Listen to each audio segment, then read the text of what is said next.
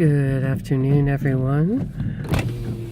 I think that we're just kind of continuing to track a little bit of Antifa here. We're behind K Records, and there is this sort of homeless encampment that comes and goes. I don't really know the whole gist of it. I don't come through this way a ton. I don't really see people, but I do see little, see there's like a little Christmas decoration. There's like this little Santa thing up. So I'll think that it's gone, but then suddenly it will appear again. There's a kind of a little, I would call it maybe an activist household there. And there is our Black House, one of them, again the one by the railroad tracks that keeps getting filmed.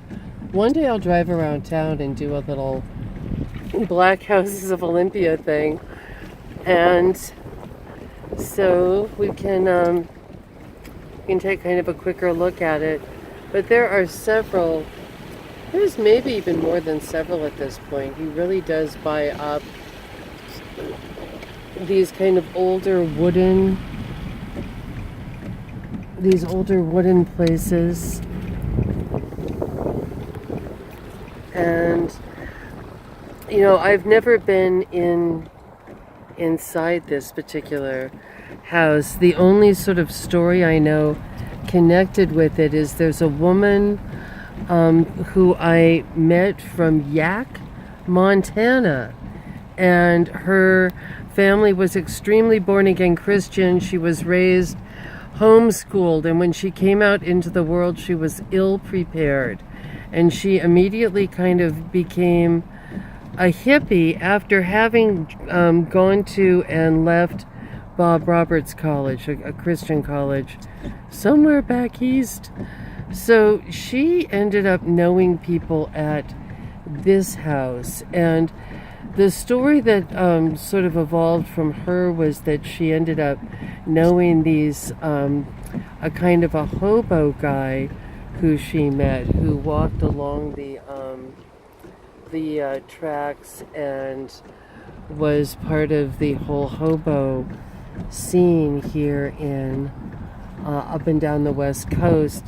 And he would tell her these creepy cannibal stories of cannibals. And then she said that one day she suddenly realized that the cannibals that he was talking about were really him, and it really scared her, and she kind of disappeared for a little while after that. So good afternoon, everyone, on this sort of bleak Washingtonian day. We'll end with a sort of maybe little historic boom, boom, boom. The railroad tracks go right through town here. Here is where the Ebola Gay wings were made for the plane that flew over Nagasaki, and that's one reason why this building is so long.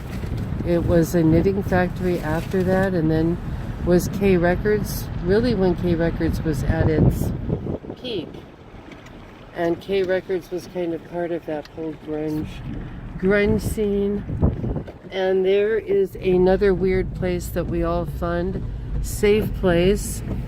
Another one of those kind of creepy MK Ultra things that needs to be looked into. Anyway, thank you all so much, and have a fabulosos day. Meow.